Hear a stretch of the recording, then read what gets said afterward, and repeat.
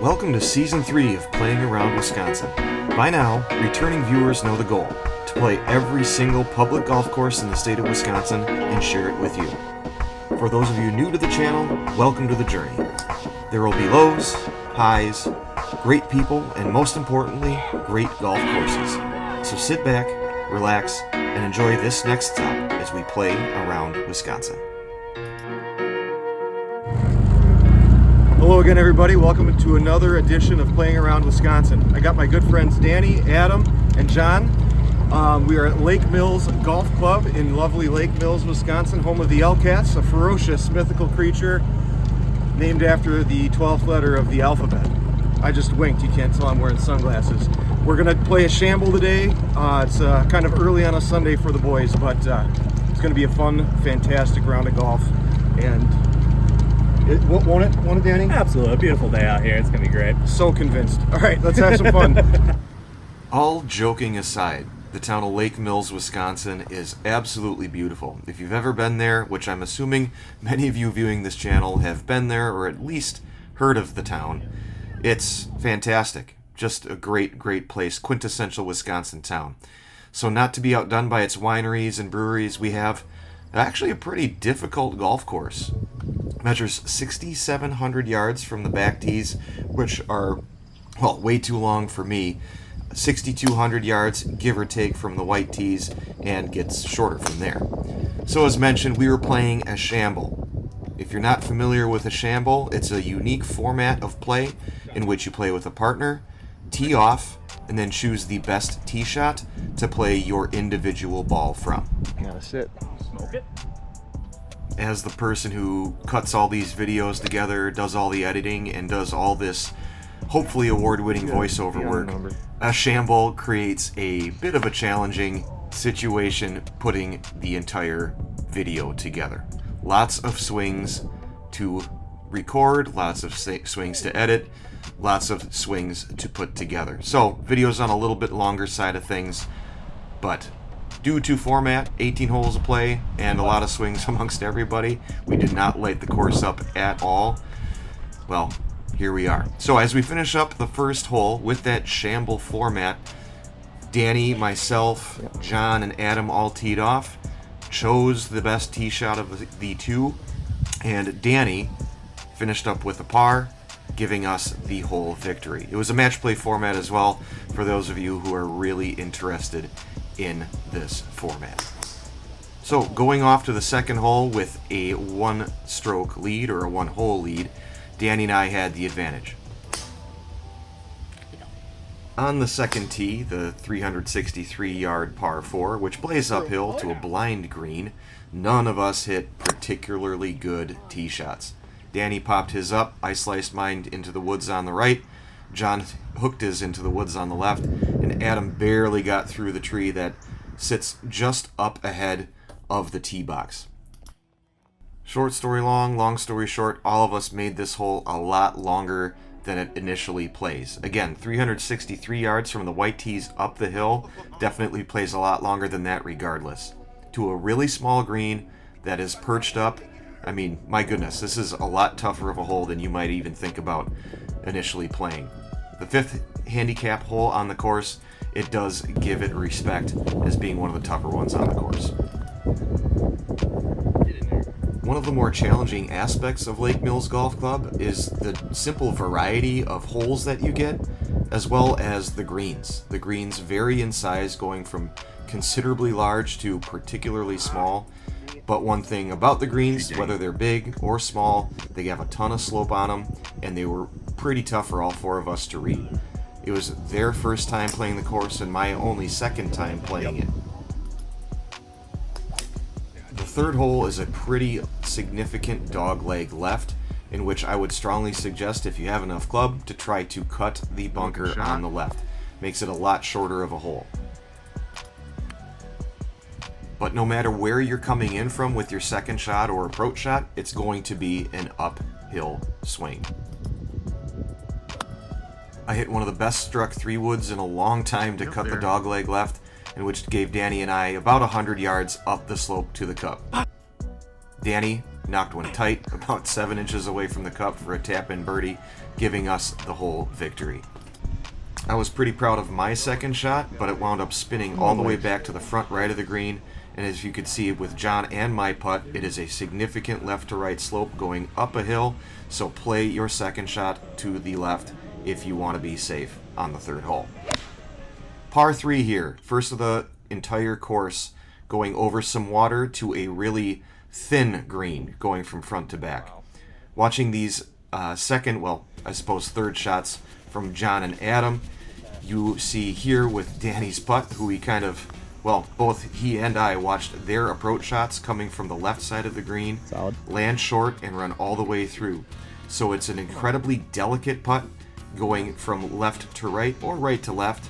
Try your best to keep your ball below the hole because this green moves. It really moves. Now, Danny and I weren't tearing that hole apart, but Adam and John, God bless them, got off to a slow start. Not to ruin anything the rest of the video here, but they came coming back. They came coming back, believe me. So, moving on to the next hole, the 5th hole, the first par 5 of the golf course. As you can see, there's some water in front of the teeing area from the blue and the white tees anyways, and I was very, very happy to hit a good tee shot finally. The wind was blowing real strong the day that we played. Wasn't able to get my drone up in the air either, considering the wind was going so much. So the wind took my drive to the left of the fairway onto a little knob.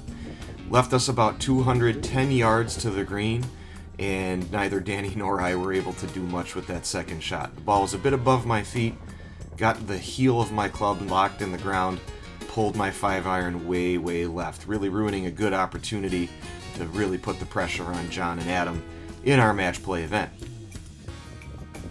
So, getting yourself out here to play this hole, it is pretty wide open, all things considered. Don't be too shy off the tee or whatever choice that you make. You can be aggressive with how you play this hole. The green has 2 tiers to it, with one being on the right and one being on the left. The majority of the slope of it goes from left to right. Really indicated here. You can see my putt comes up short. I did not hit it nearly hard enough. All of us had a tough time starting to manage the speeds, but as you can see, John, as he leaves this putt pretty short of the hole, he had a lot of slope that was admittedly really subtle and kind of difficult to see without rolling a putt or seeing the ball move on the green initially. So take advantage of seeing this hole on this channel and learn from us. We didn't do so hot. So Danny and I still up to, thankfully, after 5. The 6th hole at Lake Mills Golf Club is the first of 2 very short par 4s on an otherwise fairly long golf course.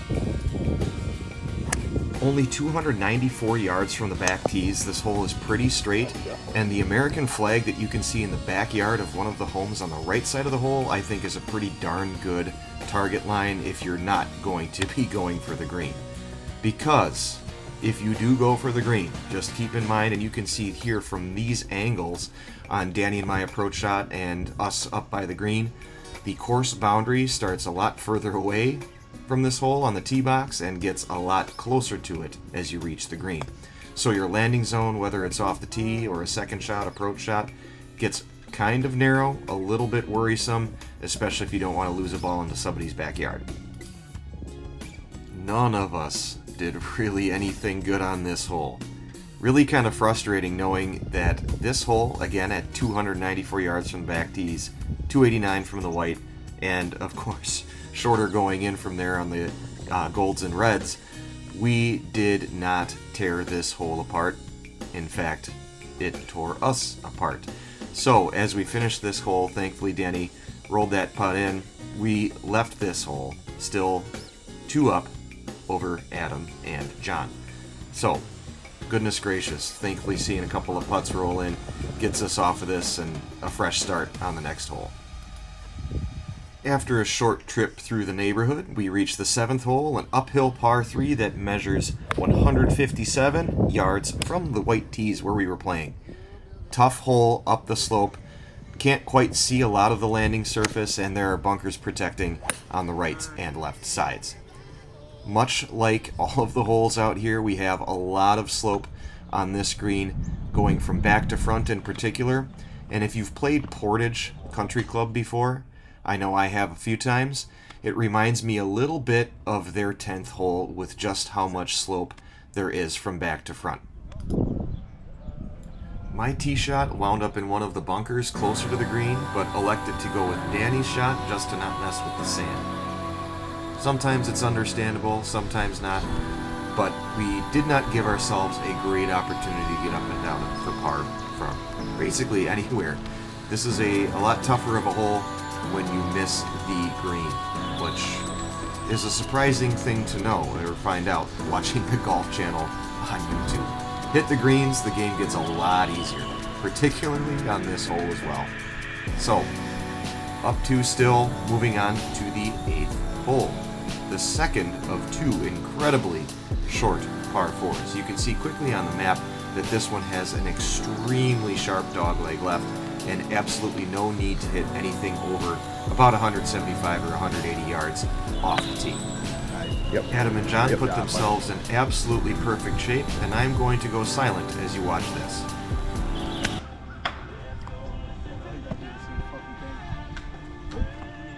Right here. And you recorded that whole time, yeah? No pressure on Danny here, but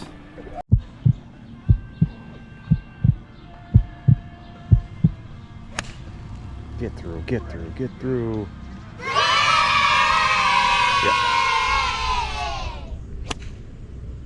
thank goodness for the shamble format.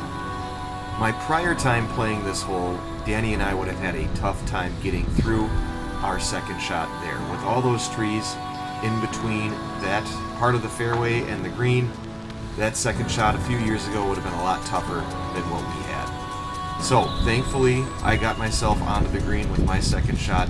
Adam, John, both in for pars, and Danny running his par putt past the hole here onto a, well, you can see a really narrow green as well. So, missing the green is going to be really easy regardless.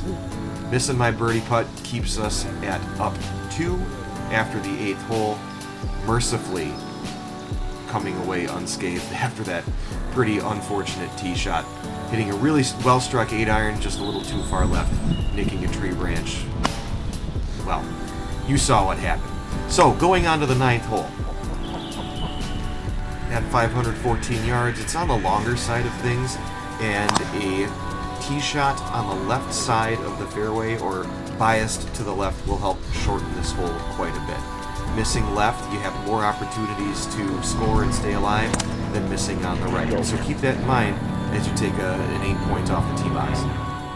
Visually off the tee, it looks a little bit more narrow, but after you get out of the chute, the hole widens up quite a bit. So don't be bashful off the tee, and don't be bashful on your second shots. So a good opportunity to be aggressive on a longer hole, much like the first par 5 on the front 9 at Lake Mills. The trickiest part of this hole, I believe, is when you reach the green. To the right of the flag, where the pin placement was on the day we played, has a pretty significant and steep slope back towards where I was putting in from. It is a lot more than what you can see on the camera, and in keeping with just about all these greens out here, there's a lot of slope that you have to keep in mind. So if you're going to come out here and play in a competitive round, get a practice round in once or twice. Speaking of narrow teeing areas, check this out. Going back away, running parallel to the 9th hole is the 10th, and it's like threading a needle out there. You do not need a long club on this hole. It is a narrow chute, and it doglegs to the right at about 200 yards. So do not try to hit the ball straight. There is a green that's visible from the tee that is not your green. So try to hit something that biases to the right, and a lot more than you might think. We took my tee shot, which left us behind those 4 gigantic pine trees. Danny got in a little bit of trouble, and really unfortunate break here, nicking the rake that was just outside of the bunker. I feel you, man. I'd be frustrated too. Adam and John were in great shape to get to a position where both had chances for birdies. Danny was struggling to finish up the hole, thankfully got out of the sand from there. My attempt and look at birdie did not go particularly well for us. So as you play this hole, again, do not play it straight. Understand and trust that it's a sharp dogleg right, so make sure you plan accordingly off the tee. Adam rolled his birdie putt just a little bit short. He's in for par. John, same thing. He's taking care of his business, putting the pressure squarely on my shoulders to keep Danny and up 2 after 10 holes. This green, as we're watching these putts go in, has a good amount of back to front slope, leaving my birdie putt short. Way too much work left for a par. Going in for a bogey, our lead is back to 1.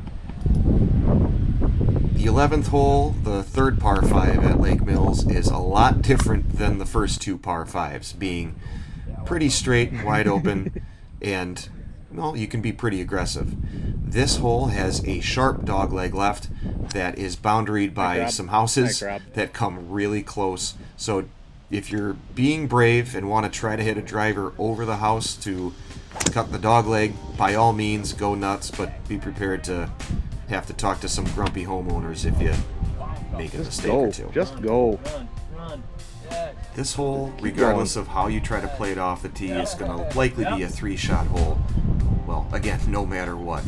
So my suggestion would be play smart off the tee. Again, you do not want to have an angry conversation with a homeowner because you smoked their house. So play it smart, 3-shot hole, don't be a hero. All 4 of us had reasonable approach shots from about 80 to 120 yards respectively, but with the wind whipping the way it was, none of us could really throw a dart the way we wanted to. If you notice John on the screen, from where he's standing and behind him is a pretty significant drop off to the back edge of the green. So keep that in mind depending on where the pins are placed and what the green might be doing. Where it was today, we had something that dealt with a little bit of slope from where we were all standing, where the flag was, towards the camera, so right to left from the center of the green. One of the trickier greens on the golf course, and thankfully a larger one to hit into on this beastly par 5. Pars on both sides allowed Danny and I to stay up 1 as we wrapped up the 11th hole, inching our ways closer and closer to the finish line.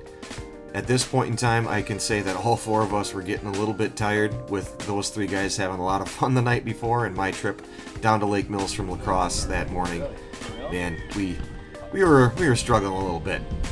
Now, the 12th hole is not a good hole to be limping into, and especially on a windy day, this hole played a lot tougher than it might otherwise normally do. The wind in the face made this, well, even worse. My goodness gracious. So this hole, again, par 3, 217 yards from the back tees, 160 from the whites. Missing long is difficult and troublesome. Missing short is essentially putting you into a hazard. But hitting the ball fat, like I did, puts you into more crap on the left. So Danny hit a pretty well-struck shot that just got caught up in the wind and got sucked into the hazard that creeps up short and right of the green. I hit a second shot off the tee just for fun and absolutely cooked it over the green, and I promise you that's not where you want to come in from over those mounds. So, John, Adam, safely in for par, gets us back to all square, exactly where we started when we began the round. The 13th is another, what I would venture to say, a 3-shot par 5. A confident swing over the tree line that sneaks up on the right side of the fairway, I would argue is a pretty aggressive, assertive, but intelligent target line off the tee, as it opens up quite a bit as you clear just those trees on the right. What makes this particularly a 3-shot hole is a water hazard that creeps up on the left side. I got aggressive. I figured, why not? We're having fun, and went for it and wound up reaching the water. Check on it. John, with his second shot after taking Adam's absolute bomb off the tee, he wound up in the water too. So he dropped and hit 4 from here, and I did too just after him.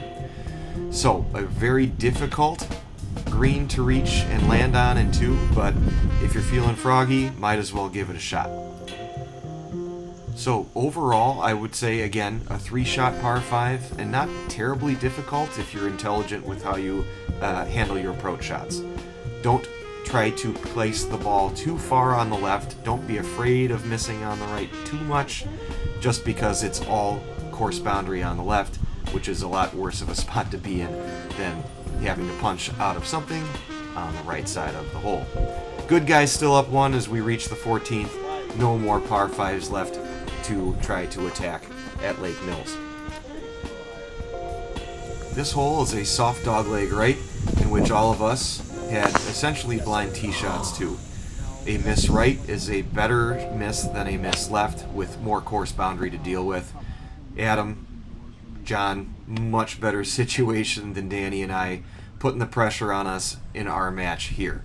Danny coming up to the green in 3, me missing the green onto the right, left us in a difficult position compared to John and Adam, with a nice soft touch from both of these guys, setting up a pretty safe par opportunity.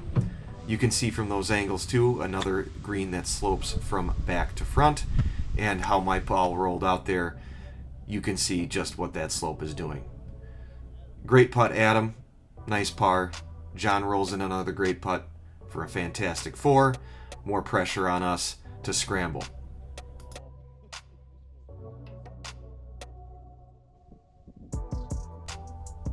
Both Danny and I are racing our par putts past the hole. We got sick of leaving putts short and having our putts impacted by breaks that we couldn't quite see. So aggressive runs at the cup for par put the match back to all square as we headed to the 15th hole. One of the shorter par 4s at this course, not one of the super short ones like you saw on the front 9, but 357 from the back tees, 347 from the white tees. Definitely a shorter hole at this course. All out of bounds on the left and some tree trouble on the right. If you spray the ball a little bit, make this a little bit more of a tough driving hole than you might want it to be otherwise. I thankfully hit a very nice tee shot to the center of the fairway, and Adam and John still had a window to get to the ball to the green in 2 as they missed the tee shot off to the right. Danny hit a great shot to the green, and I hit a terrible wedge, closed face, just absolutely nuked it way over the green, just barely missing the course boundary, leaving myself a difficult chip to a green that slopes from the back to the front. So missing the ball deep, well, just an utterly terrible second shot from me. Really put the pressure on Danny to knock that birdie putt in, as the match had been back to all square. Thankfully in for a nice par, putting the pressure on Adam and John. Adam's look at birdie, missed on the low side, but still all square. Well done, well fought out for my 2 friends who used to coach together for the Wisconsin Badgers, not to name drop anything. On to hole 16. This one has a little bit of a tricky tee shot. There is a mound on the fairway that's a little bit more than 200 yards away from the blue tees that keeps the green completely hidden. Course boundary on the left, and the trees that separate the 15th hole from the 16th hole on the right side of the teeing area has a more of a narrow chute, visibly kind of, again, hard to see what you're driving the ball into on this hole. A miss left is going to be a little bit tougher than a miss right, if only just having a clear line of sight to the green. I hit another closed-faced, nuked wedge that went over the green by about 15 yards, leaving more or less a very similar pitch shot back onto the green that I had on the last hole. Really not happy with those mistakes and having them broadcast for the world to see, but thankfully I've tightened those things up since that round.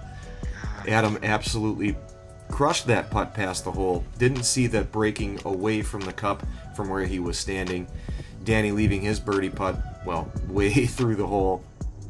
John trying to learn something from his playing partner, wound up leaving it quite a bit short. So you can see the subtleties of these greens really wreaking havoc on us.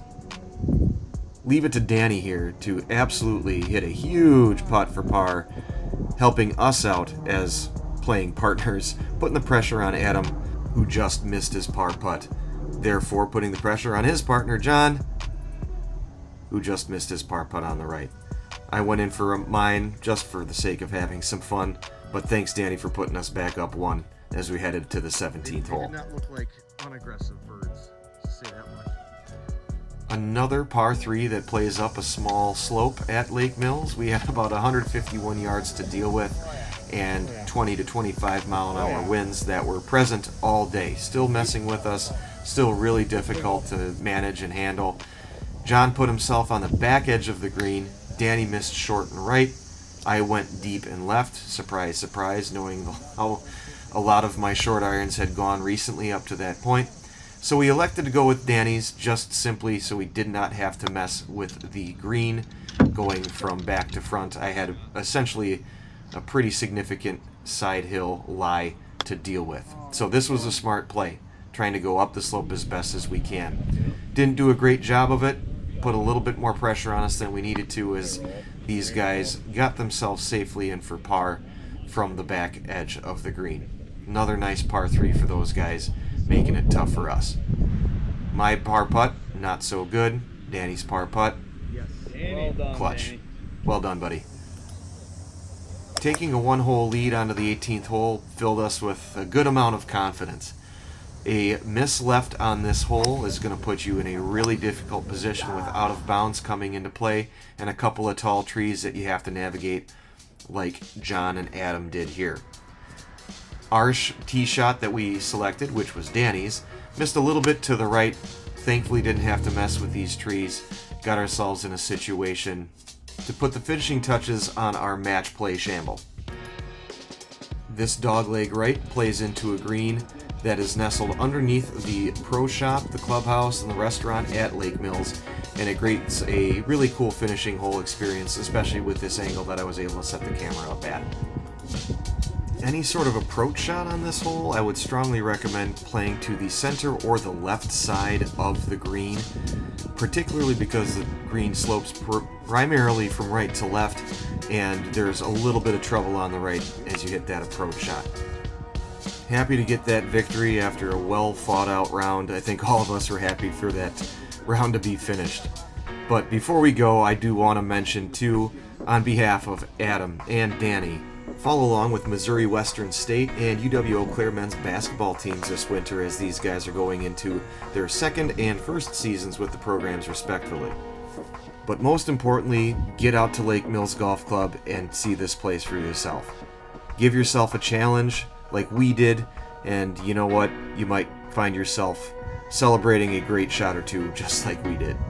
So folks, thanks again for watching another episode of Playing Around Wisconsin and supporting us all along the way.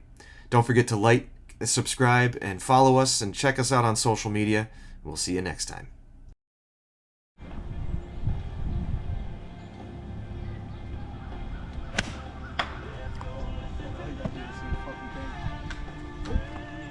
Right here. And you recorded that whole time, yeah?